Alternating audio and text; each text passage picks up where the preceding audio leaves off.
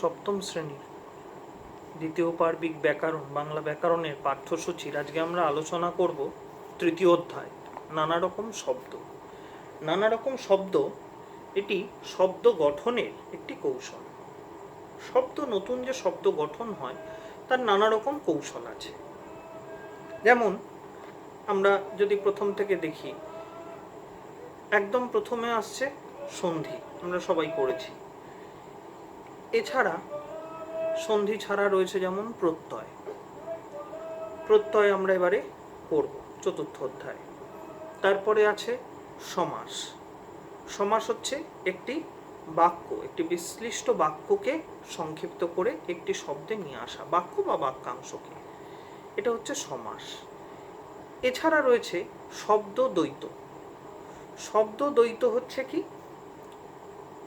শব্দের জোড় গঠন হতে পারে একই শব্দের দ্বিরুক্ত প্রয়োগ, মানে দুইবার প্রয়োগ হতে পারে, ভিন্ন ভিন্ন শব্দ মিলিয়ে একটা জোড় গঠন, শব্দ দ্বৈত। তারপর রয়েছে কি ধ্বন্যাত্মক শব্দ, অর্থাৎ ধ্বনিবোধক, যেগুলোর কোনো লিখিত অর্থ হয় না, কিন্তু সেই শব্দগুলো বস্তুগ্রাহ্য বা অনুভূতি গ্রাহ্য। এর উপর ভিত্তি করে আমাদের শব্দের গঠন। তো তোমাদের পাঠ্য বই অনুসারে আমরা এক এক করে যদি আলোচনা করতে শুরু করি, তাহলে একদম প্রথমে আমরা আসছি কি, প্রথম হচ্ছে দেখবে তোমাদের বইয়ের 21 পৃষ্ঠায় মাঝামাঝি জায়গায় একটি ভাগ আছে, শব্দকে দুটো ভাগ করছে, মৌলিক শব্দ, সাধিত শব্দ। এইটা বলতে গিয়ে আমি ফিরে যাচ্ছি ক্লাস 6-এর সম্ভবত দ্বিতীয় অধ্যায় ছিল, সেখানে বলা সেখানে এই বিষয় নিয়ে আলোচনা করা ছিল। মৌলিক শব্দ, মৌলিক শব্দ কি, যে শব্দকে ভাঙলে পরে আর কোনো ক্ষুদ্রতম অর্থবোধক অংশ পাওয়া যায় না। দল পাওয়া যেতে পারে, দল অর্থাৎ সিলেবল, দল পাওয়া যেতে পারে কিন্তু অর্থ পাওয়া যায় না। যেমন হাতি, হা তি, দুটো দল আছে, কিন্তু হা শব্দেরও কোনো অর্থ নেই, তি শব্দেরও কোনো অর্থ নেই। তাই জন্য হাতিটা হলো মৌলিক শব্দ। কিন্তু স্মরণীয় শব্দটাকে যদি আমরা ভাঙি, বিদ্যালয় শব্দটাকে যদি আমরা ভাঙি, তাহলে আমরা স্মরণীয়কে ভাঙলে কি পাচ্ছি, স্মৃ ধাতুর সঙ্গে অনীয় প্রত্যয় যোগ হচ্ছে। কিংবা বিদ্যালয়কে যদি আমরা ভাঙি, তাহলে একটা সন্ধি পাচ্ছি, বিদ্যা প্লাস আলয়। বিদ্যালয়কে যদি আমরা সমাসে ভাগ করি, এটা তোমরা এইটা উঠলে পড়বে, বিদ্যার নিমিত্ত বা বিদ্যা লাভের জন্য, বিদ্যার নিমিত্ত আলয়। তাহলে বিদ্যালয়, স্মরণীয়, এগুলো হচ্ছে যৌগিক শব্দ বা সাধিত শব্দ। এই সাধিত শব্দকে 3টে ভাগ করা হয়েছে 7-এর বইতে, কিন্তু মূল বিষয়টা কি জানো তো, এখানের ভাগটা একরকম, ক্লাস 6-এ যে ভাগটা পড়ে এসেছিল সেই ভাগটা আরেকটু অন্যরকম। এখানে ভাগ করা হয়েছে কি সাধিত শব্দকে যৌগিক শব্দ, রূঢ় শব্দ, যোগরূঢ় শব্দ। ঠিক আছে, একই বিষয়ের ভিন্ন নাম মাত্র, কিন্তু এখানে যেটা যৌগিক শব্দ বলা হচ্ছে, সেই যৌগিক শব্দটা তোমরা 6-এ পড়েছিলে যৌগিক অপরিবর্তিত শব্দ বলে। যৌগিক অপরিবর্তিত শব্দ যেমন পাঠক, পাঠ করেন যিনি, যে শব্দের অর্থ প্রচলিত অর্থ, পাঠক শব্দটির প্রচলিত অর্থ হচ্ছে যিনি পাঠ করেন। আর ব্যুৎপত্তি, ব্যুৎপত্তি মানে যে ধাতু বা যে মূল শব্দ থেকে সৃষ্টি হয়েছে। পঠ ধাতু থেকে পাঠক শব্দের সৃষ্টি হয়েছে, পঠ ধাতু অর্থাৎ পাঠ করা, পড়া। তাহলে পাঠক অর্থাৎ ব্যুৎপত্তিগত অর্থ হচ্ছে যিনি পাঠ করেন। এটা হচ্ছে যৌগিক অপরিবর্তিত শব্দ, এটা তোমাদের বইতে দেওয়া আছে যৌগিক শব্দ। আপাতত বইতে যা দেওয়া আছে আমরা সেটাকেই অনুসরণ করব। মনে আছে কিনা জানি না তোমাদের, যৌগিক অপরিবর্তিত শব্দ, যৌগিক সংকুচিত শব্দ, যৌগিক প্রসারিত শব্দ, যৌগিক পরিবর্তিত শব্দ, এই 4টে ভাগ মোট যৌগিক শব্দের ছিল। এখানে এরপরে আমরা আসছি রূঢ় শব্দ। রূঢ় শব্দে কি বলছে না, যে শব্দের ব্যুৎপত্তিগত অর্থাৎ প্রকৃতি প্রত্যয়জাত অর্থের সঙ্গে প্রচলিত অর্থে কোনো মিল নেই, কোনো মিল নেই, তাকে বলা হচ্ছে রূঢ় শব্দ। অর্থাৎ মূল ব্যুৎপত্তিগত অর্থ থেকে প্রচলিত অর্থটা সম্পূর্ণ পরিবর্তিত হয়ে যাচ্ছে। তাহলে রূঢ় শব্দ হচ্ছে যৌগিক পরিবর্তিত শব্দ। যেমন ধরো প্রবীণ। প্রবীণ শব্দটির ব্যুৎপত্তিগত অর্থ হচ্ছে কি? বীণা বাজাতে পটু। পরিবর্তিত অর্থ হচ্ছে কি? বয়স্ক ব্যক্তি। তাহলে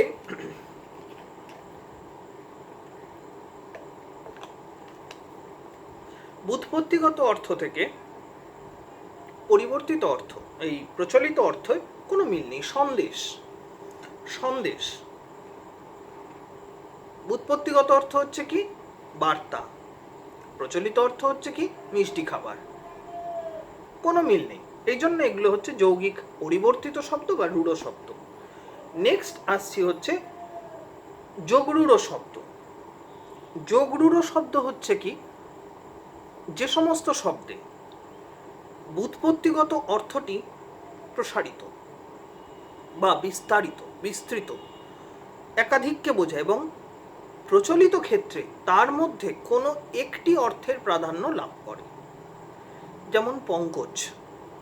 পঙ্কে জাত যা বা পঙ্কে জন্মে যা, এটা হচ্ছে ব্যুৎপত্তি। পঙ্কজ জাত।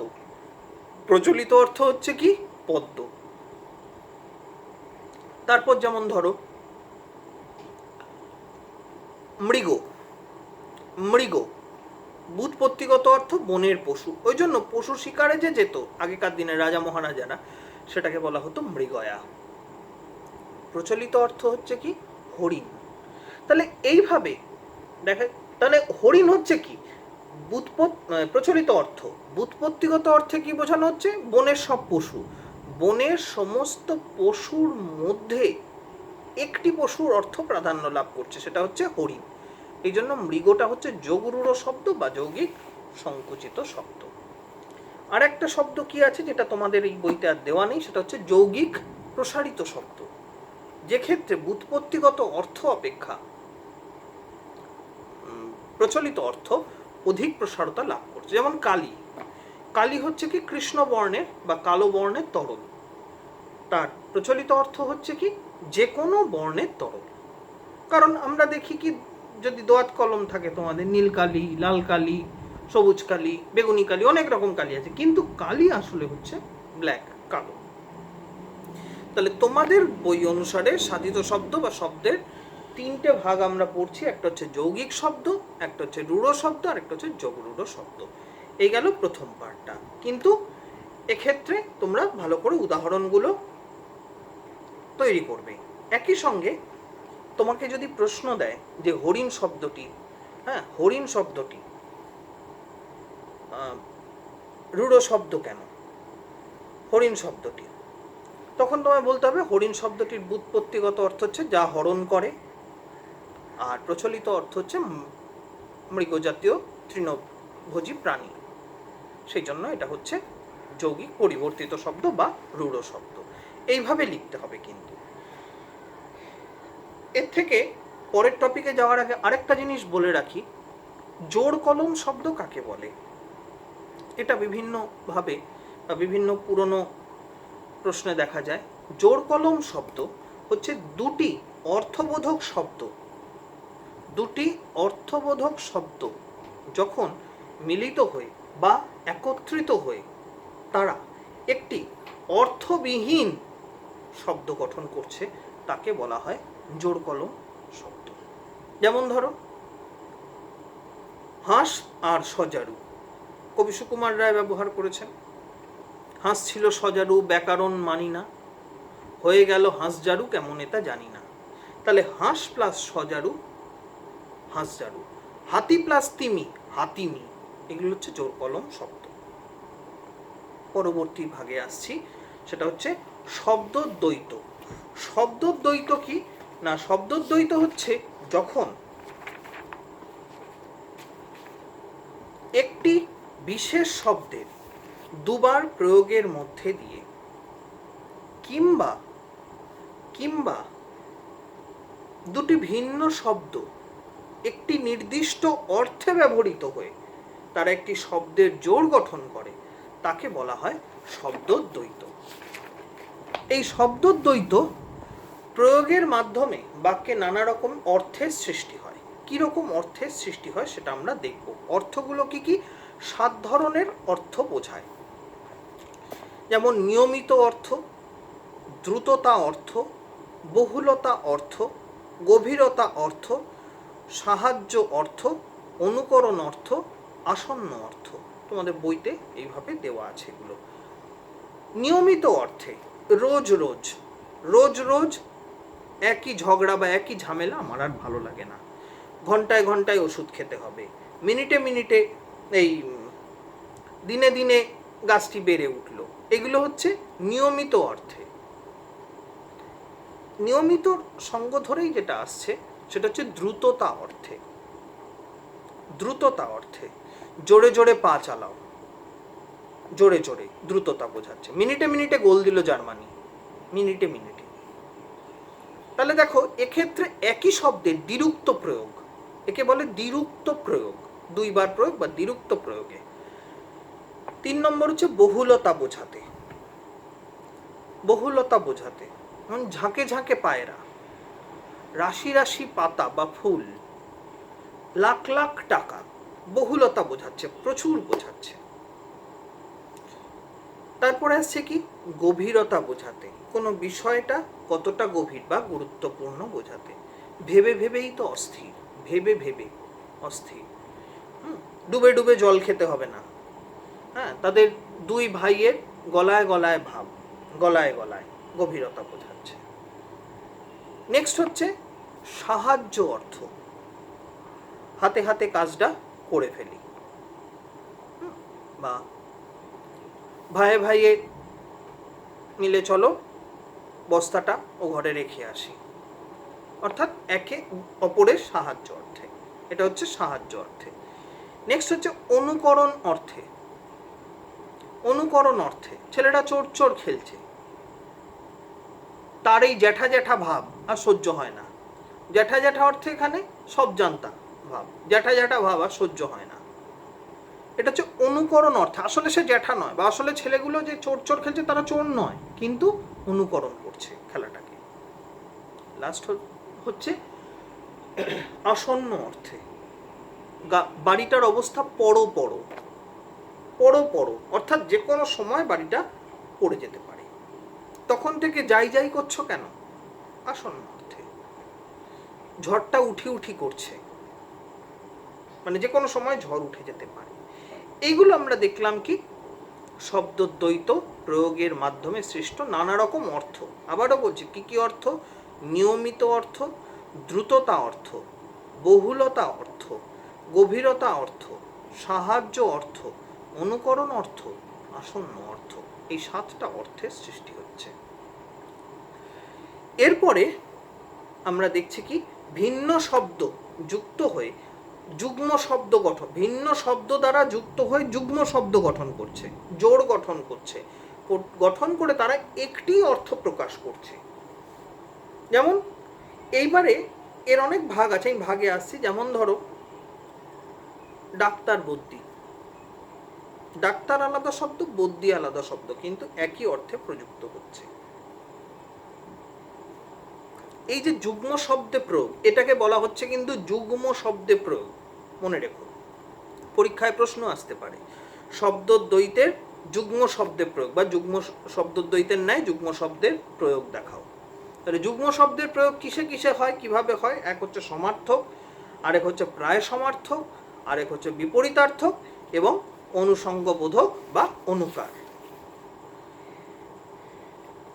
যাই হোক, যুগ্ম শব্দ প্রয়োগের সমার্থক শব্দ ডাক্তার বদ্যি, হ্যাঁ, তারপর নদ নদী, লোকজন, হাট বাজার, এগুলো হচ্ছে যুগ্ম শব্দ সমার্থক অর্থে। নেক্সট হচ্ছে প্রায় সমার্থক। দ্বিতীয়টা প্রথমটার কাছাকাছি অর্থ সম্পন্ন, কিন্তু এক অর্থ নয়, এক অর্থ নয়। মাঠ ঘাট, হেসে খেলে, হ্যাঁ, ধারে কাছে, ধারে কাছে, ধারে কাছে, ধারে কাছে, এগুলো হলো প্রায় সমার্থক শব্দদ্বৈত বা যুগ্ম শব্দ। নেক্সট হচ্ছে বিপরীতার্থক। বিপরীতার্থক ভালো মন্দ, দিন রাত, হ্যাঁ, তারপর যাওয়া আসা, চাওয়া পাওয়া, এগুলো হচ্ছে বিপরীতার্থ। আর একটা হচ্ছে অনুষঙ্গ বোধক বা অনুকার শব্দ বলা হয়। অনুকার শব্দ কাকে বলা হচ্ছে? যে প্রথম শব্দের বিকৃত, প্রথম শব্দটির মানে যে যুগ্ম শব্দ গঠিত হচ্ছে প্রথম শব্দটির বিকৃতির ফলে দ্বিতীয় শব্দটির সৃষ্টি হচ্ছে, এটাকে বলছে অনুকার বা অনুষঙ্গ বোধক। চাটা, লুচি টুচি, হ্যাঁ, ব্যাপার স্যাপার, আলাপ টালাপ, মাপজোক। দ্বিতীয়টায় দেখো চা টা, টাটা চায়ের সঙ্গে মিলিয়ে, লুচি টুচি, টুচির কোনো মিল নেই, লুচির সঙ্গে মিলিয়ে। মাপ জোক, জোকের কোনো মিল নেই মাপের সঙ্গে, মিলিয়ে তৈরি হয়েছে। এইটাকে বলা হচ্ছে অনুষঙ্গ বোধক বা অনুকার শব্দদ্বৈত। এই অবধি গেল আর একটা পার্ট। নেক্সট আসছি আমরা ধন্যাত্মক শব্দ। ধন্যাত্মক কথাটার মধ্যে দিয়ে আমরা কি পাচ্ছি? ধন্যাত্মক কথাটার মধ্যে দিয়ে আমরা পাচ্ছি ধ্বনি, ধ্বনি সৃষ্টি করছে। মানে কি বলছে? যেসব শব্দের মাধ্যমে কোনো বাস্তব বা বাহ্য বস্তুর ধ্বনি বা কোনো অনুভূতি গ্রাহ্য কোনো অবস্থার দোতনা ফুটে ওঠে। এই সংজ্ঞাটা তোমাদেরকে একটু না বোঝালে হবে না। কোনো বাস্তব বা বাহ্য বস্তুর ধ্বনি, বাস্তব বা বাহ্য বস্তু, আশেপাশে যে সমস্ত বস্তু রয়েছে তার ধ্বনি, আওয়াজ। এই যে হাততালি দিলাম, তার একটা শব্দ, বা কোনো একটা বাসন ঝনঝন করে পড়ে গেল, তার একটা শব্দ। এগুলো হচ্ছে কি বাহ্য বস্তুর ধ্বনি, অথবা কোনো অনুভূতি গ্রাহ্য অবস্থার দোতনা। দোতনা, দোতনা মানে হচ্ছে ভাব, অনুভূতি গ্রাহ্য।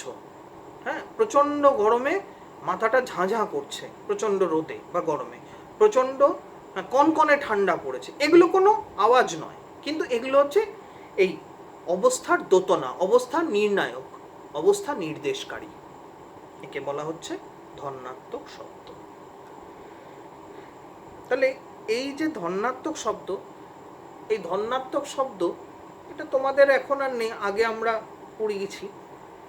দু রকমের ধন্যাত্মক শব্দ আগে ছিল গঠনের দিক থেকে। একটা ছিল একপদী ধন্যাত্মক শব্দ, হ্যাঁ, যেমন ধরাম করে বস্তাটা পড়ে গেল। আর একটা হচ্ছে দ্বিরুক্ত ধন্যাত্মক শব্দ, ওই যে ঠং ঠং, মন্দিরেতে কাঁসর ঘন্টা বাজলো ঠং ঠং, এইরকম দ্বিরুক্ত। যাই হোক, সেটা তোমাদের আর দেয়নি। তোমাদের ধন্যাত্মক শব্দের যে ভাগ দুটো দিয়েছে, কি কি দিয়েছে? একটা হচ্ছে ধ্বনি প্রকাশক, আর একটা হচ্ছে ভাব প্রকাশক। তাহলে ধ্বনি প্রকাশক মানে খুব সহজেই তোমরা বুঝতে পারছো যে ধ্বনি প্রকাশক মানে এই ধরনের ধন্যাত্মক শব্দের মধ্যে দিয়ে কোনো বিশেষ ধ্বনি প্রকাশ করা হচ্ছে। বৃষ্টি পড়ে টাপুর টুপুর, মন্দিরেতে কাঁসর ঘন্টা বাজলো ঠং ঠং, বাইরে কেবল জলের শব্দ ঝুপ ঝুপ, হো হো করে হেসে উঠল সবাই। এইগুলো হচ্ছে সব কানে শোনা যায়, ঠং ঠং, হো হো, হ্যাঁ, ঝমঝম, এগুলো কানে শোনা যায়। তাই এগুলো হচ্ছে ধ্বনি প্রকাশক ধন্যাত্মক শব্দ। আরেক ধরনের ধন্যাত্মক শব্দ আছে, ওই যে বললাম, যেটা অবস্থার দোতনা, অর্থাৎ অবস্থার মানে মনের বা অনুভূতি কিরকম সেটা নির্ণয় করছে। কনকনে ঠান্ডা, কনকনে, এটা কি কোনো শব্দ? শব্দ তো নয়। ঝমঝম করে বৃষ্টি পড়ছে, ঝমঝমটা একটা শব্দ, কল্পিত শব্দ, কিন্তু শব্দ। কিন্তু কনকনটা একটা অনুভূতি। বুকটা দূর দূর করে উঠল, বুকটা দূর দূর করে উঠল। অত বড় বাড়িটা খাঁ খাঁ করছে, খাঁ খাঁ অর্থাৎ ফাঁকা অবস্থার দোতনা। তাহলে এই যে অবস্থা নির্দেশকারী, এগুলোকে বলা হচ্ছে ভাব প্রকাশক ধন্যাত্মক শব্দ। তাহলে দু রকমের ধন্যাত্মক শব্দ আমরা পেলাম বই অনুসারে। একটা হচ্ছে ধ্বনি প্রকাশক ধন্যাত্মক শব্দ বা ধ্বনি প্রকাশক শব্দ, আর একটা হচ্ছে ভাব প্রকাশক শব্দ বা ভাব প্রকাশক ধন্যাত্মক শব্দ। তাহলে এই হচ্ছে আমাদের পুরো চ্যাপ্টারটার ভাগ। এই অনুসারে তোমরা চ্যাপ্টারটাকে পড়বে, পড়ে তোমরা এর অনুশীলনী যেগুলো রয়েছে,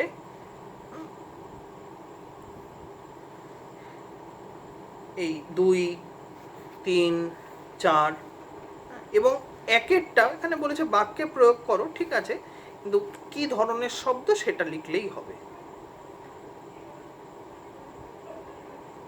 একেরটা করবে তোমরা কি ধরনের শব্দ, দুয়েরটা শব্দদ্বৈতের প্রয়োগ, তিনেরটা করবে ধন্যাত্মক শব্দের প্রয়োগ, এবং চারেরটা কোনটা শব্দদ্বৈত, কোনটা ধন্যাত্মক শব্দ, কোনটা অনুকার শব্দ। অনুকার শব্দ মানে ওই যে প্রথমটা অর্থপূর্ণ, পরেরটা অর্থহীন।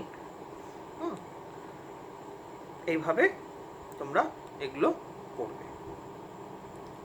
যদি কোথাও কোনো রকম হয়তো অসুবিধে হতেই পারে, এত বড় একটা চ্যাপ্টার, এত তার ভ্যারাইটি রয়েছে জিনিসের, একবারে সবটা বুঝতে পেরে যাবে এমনটা আশা করা ঠিক নয়। কোথাও যদি অসুবিধে হয় আমাকে তোমরা জানিও ফার্দার হোয়াটসঅ্যাপের থ্রুতে, আমি নিশ্চয়ই সেগুলো আবার আলোচনা করে দেবো। সকলে ভালো থেকো, আবার পরবর্তী পর্যায়ে যা পড়া আছে সেই নিয়ে দেখা হবে।